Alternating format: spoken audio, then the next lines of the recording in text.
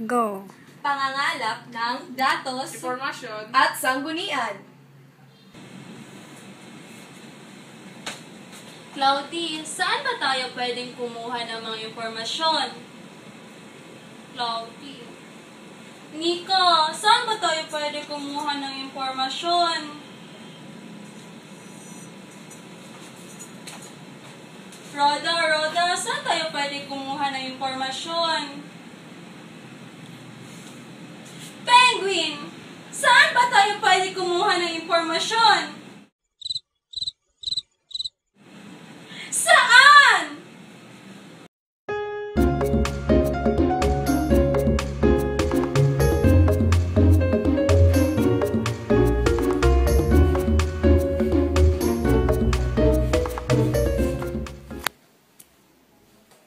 Magandang umaga sa inyong lahat. Narito ako ngayon upang iulat sa inyo ang tungkol sa mga hanguan ng impormasyon. Ang mga hanguan ng impormasyon ay nauuri sa tatlo: ang hanguang primarya, sekundarya, at elektroniko. Alamin natin ngayon kung ano-ano ang mga ito. Sa hanguang primarya o primary sources, nabibilang ang mga individual o otoridad, mga grupo o organisasyon tulad ng pamilya, asosasyon, union, business, simbahan, at gobyerno. Nabibilang din sa hanguang primarya ang mga kinagawiang kaugalian tulad ng pag-aasawa at sistemang legal. At panghuli, ang mga pampublikong kasulatan o dokumento tulad ng konstitusyon, batas kautusan, kontrata, at ang lahat ng orihinal na tala, katitikan sa korte, sulat, journal, at diary.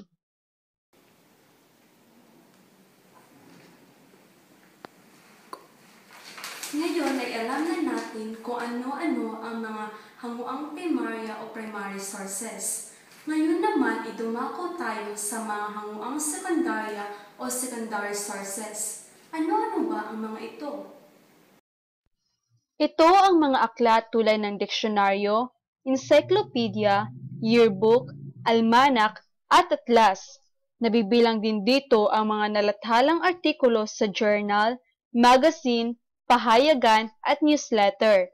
Dito rin nabibilang ang mga thesis, dissertasyon, at feasibility study na ilathala man o hindi. At ang panghuli ay ang mga monograph, manual, polyeto, manuskrito, at iba pa.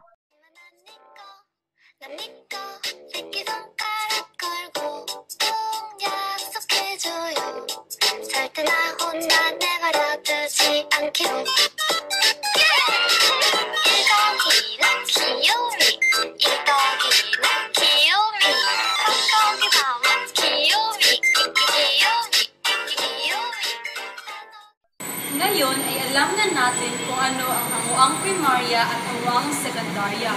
Dumako naman tayo sa ikatlong hanguan. Ito ay tinuturing bilang isa sa pinakamalawak at pinakamabilis na hanguan ng impormasyon at datos. Alam niyo ba kung ano ito? Ano? Ito ay ang hanguang elektroniko o mas kilala sa tawag na internet. Sa isang pindot lamang ng daliri ay voila! May mayaman ka ng impormasyong makukuha. Maaari ka rin magpadala ng email sa alinmang panig ng mundo gamit ang internet.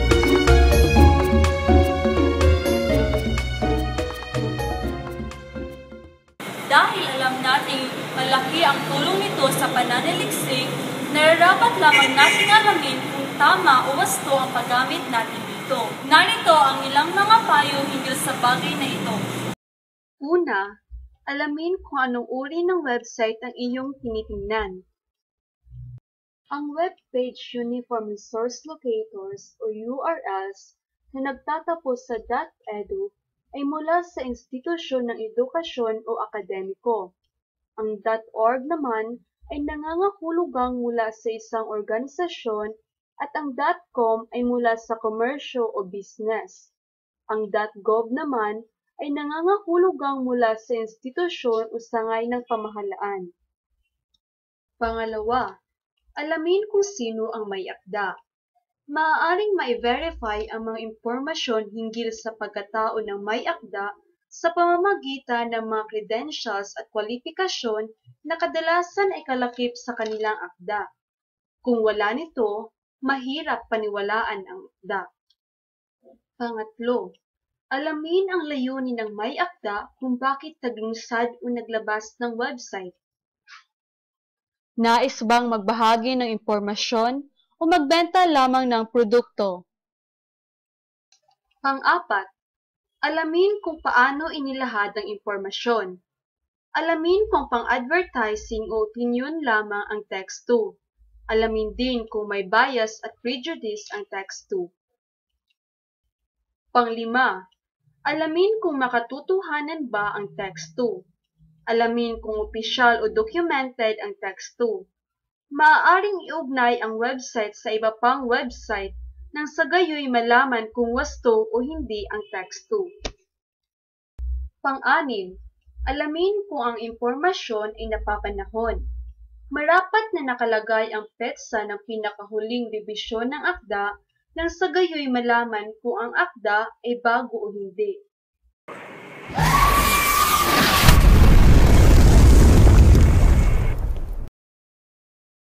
Ngayon ay ating tutukuyin kung anong uri ng impormasyon ang kailangan, gayon din ang klasifikasyon kung saan maaaring matagpuan ito sa silid-aklatan. Ang lahat ng posibleng sanggunian ay kailangang itala upang mapadali ang paghahanap nito. Sa tanong na ito, maraming impormasyon ang kailangang hahanapin, tulad ng pagkakaiba o pagkakatulad sa hilig, gusto at adiksyon, at kailan masasabi na may obsesyon. Ang pangalawa ay mga posibleng sanggunian tulad ng encyclopedia, mga artikulo o kolum sa pahayagan o magasin, mga artikulo sa mga professional na journal, at panayam sa mga eksperto. May mga 3 yugto ng pananaliksik sa silid-aklatan. Ito ay mga panimulang paghahanap, pagsusuri, at pagbabasa at pagtatala. Tatalakayin natin ang unang yugto. Kailangan malaman ng isang mananaliksik kung anong uri ng card catalog ang hahanapin. May mga iba't ibang uri ng card catalog. Ang una ay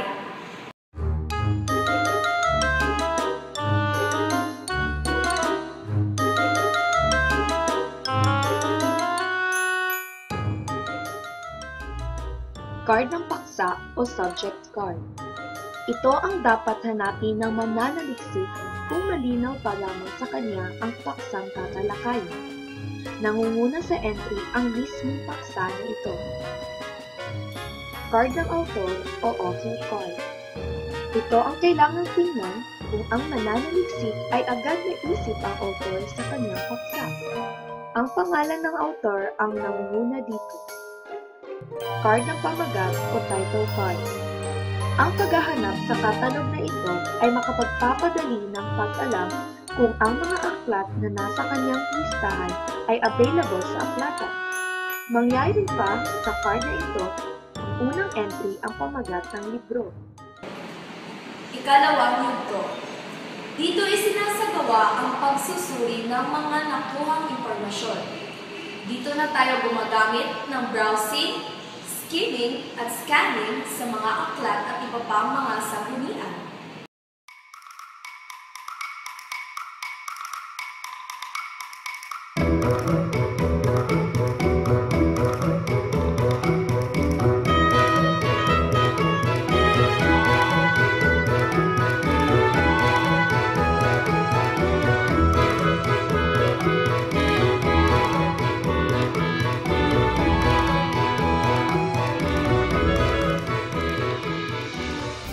Ang pagkakaroon ng maraming impormasyon mula sa iba't ibang sanggunian ay mas mabuting palatandaan sapagkat mas madaling magbawas kaysa kulangan ng impormasyon o datos. May mga ilang gabay na tanong sa pagsusuri ng mga nakalap sa sanggunian. Ano ang kaugnayan nito sa paksa? Tiyaking ang mga impormasyon sa sanggunian ay tumatalakay sa paksa ng pananaliksik. Magagamit mo ba ang aklat ukol sa accounting, Halimbawa sa paksang BA, mapagkakatiwalaan ba ang may akda at tagapaglathala? Hindi mo na naising pagdudahan ang iyong mga gawa, hindi ba? Kung gayon, makabubuti kung ang sumulat ng mga sanggunian ay mapagkakatiwalaan o mga awtoridad sa paksa. Tingnan kung may sapat na kaalaman at karanasan ang mga akda sa kanyang paksang sinusulat. Pakaisipin mo, gaano kahalaga ang impormasyon ukol sa accounting mula sa akdang isinulat ng isang grammarian? Makatotohanan ba ito? Hanggat maaari ay iwasan ang mga sangguniang 5 taong mahigit na sa tagal, maliban kung ang sanggunian ay isang hanguang primarya.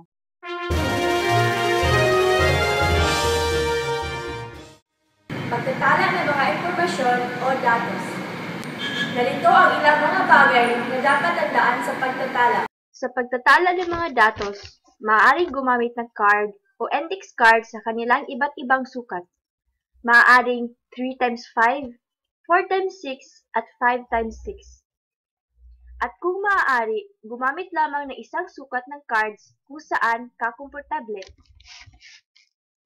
Ngayon ang tanong, ano ba ang iyong itatala? Ano? Una, pamagat ng impormasyon o datos. Bakit? Para mas madali ma-identify kung ano ang iyong itatalakay at magsisilbing guide sa iyong pananaliksik. Pangalawa, ang impormasyon o datos na nais ibilang sa pananaliksik at bibigyang paliwanag. Bakit?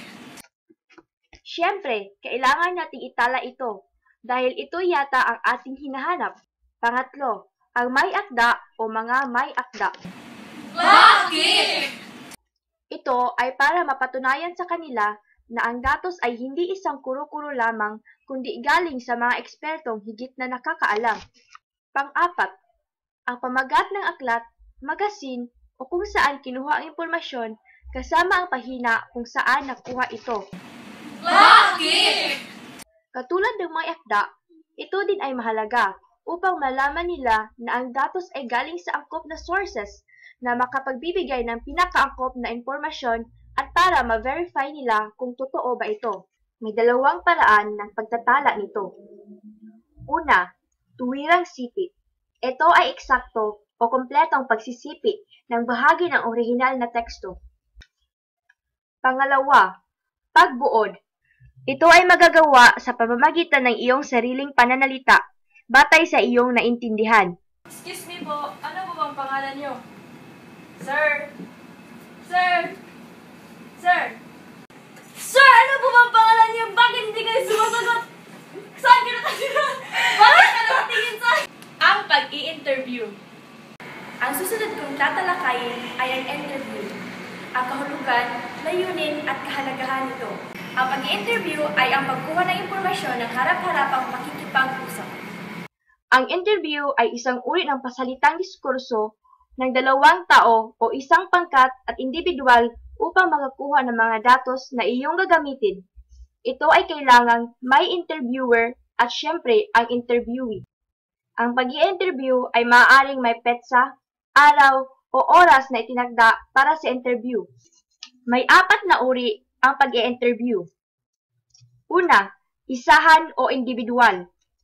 Ito ay ang paghaharap ng 2 tao. Halimbawa, ang pag-i-interview ng guidance counselor sa isang mag-aaral upang malaman ang personal na datos sa kanya. Pangalawa, pangkatan. Higit sa isa ang nag-i-interview o ini-interview. Maaari din namang maraming nag-i-interview at isa lang ang interviewee. Tulad ng artista na nasa press conference o artista na ini-interview. Pangatlo, tiyakan o di tiyakan. Sa tiyakan, ang mga tanong ang sasagutin ng tiyakan ng interviewee. Pang-4, masaklaw. Ang interviewer ay nagbibigay ng tanong na ang mga kasagutan ay mga opinyon, paniniwala, saloobin at filosofiya ng sa buhay. Tulad ng pag-i-interview ng isang random na tao batay sa nangyayari ngayon sa gobyerno. Ang layunin. Ang layunin nito ay ang makakuha ng mga mapanghahawakang mahalagang impormasyon mula sa interviewee ukol sa paksa na iyong gagamitin. Kahalagahan. Ito ang pinakamabuluhan na paraan ng pagkuha ng impormasyon na magagamit sa pagsulat ng papel pangpananaliksik.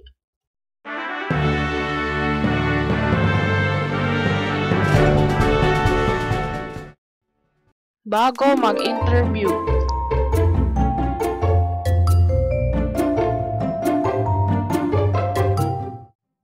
Got to believe in magic. Tell me how two people find each other.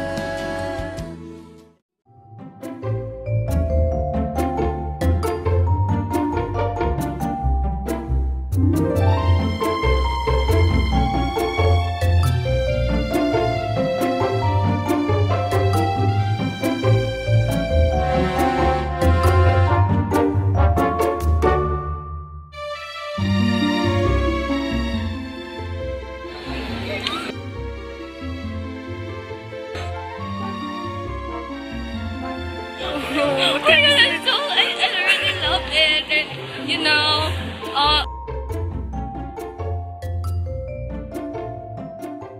alam ko sila lahat. Si Sir Jaime, si Ma'am Juliana, si Chiche, si Ukin. Alam mo ba ang episode kahapon?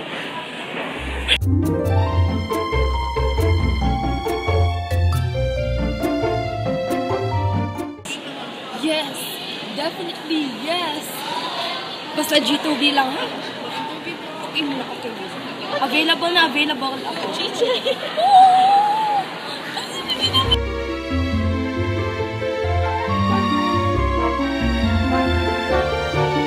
Sa takdang oras.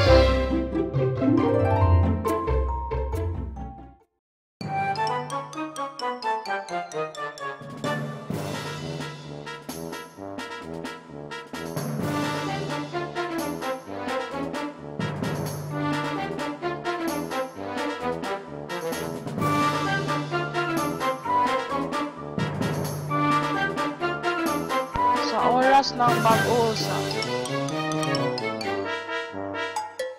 Carolinian ka ba? Oo. Maganda ka ba? Oo. Pangit ba ako? Oh, hindi.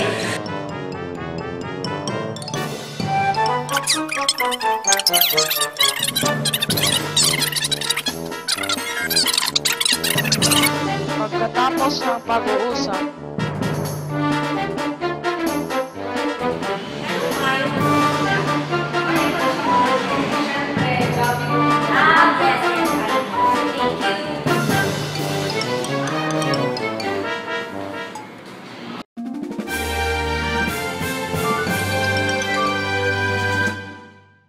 Narito ako upang magulat tungkol sa survey questionnaire.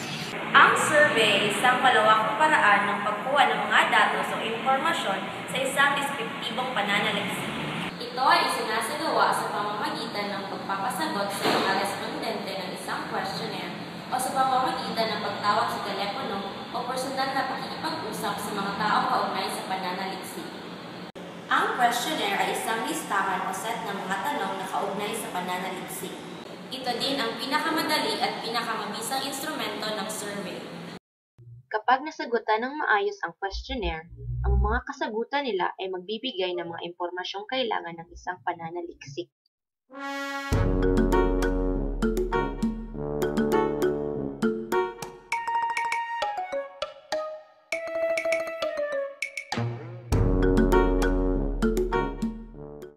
Mga adbentahe at disadbentahe ng questionnaire. Ang questionnaire ay madaling gawin. Planado at pasulat na tanong at panuto lamang ang kailangang gawin. Ang distribusyon nito ay madali at hindi magastos.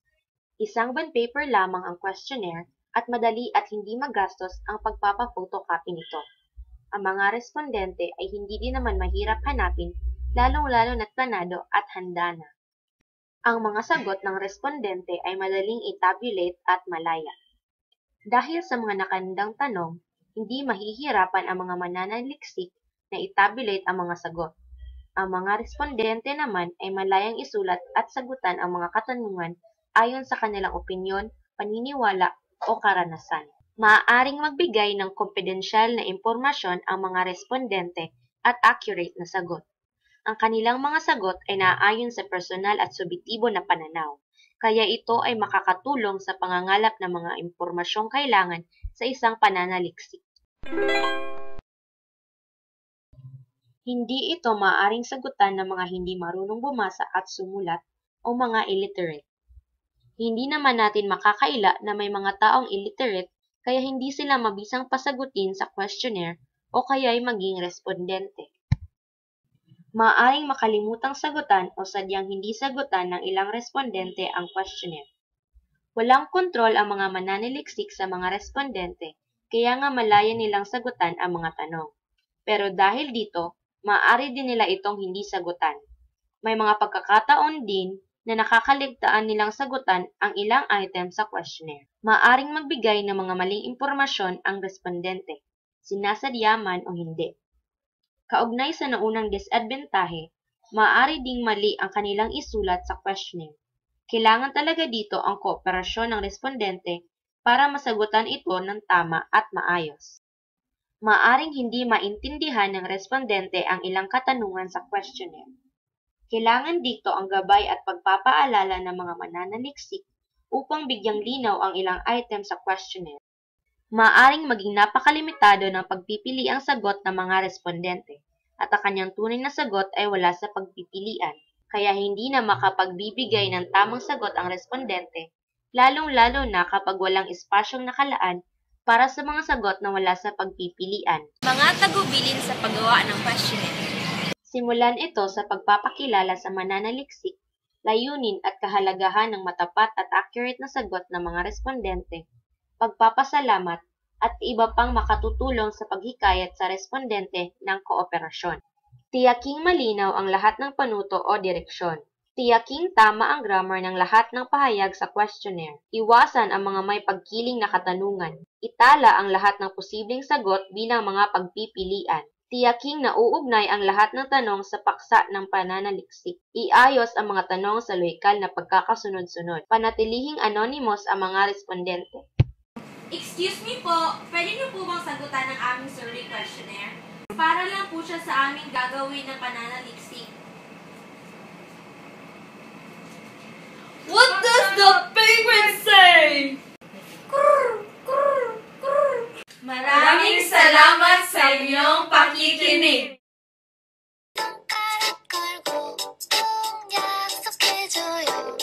절대 나 혼자 내버려두지 않기로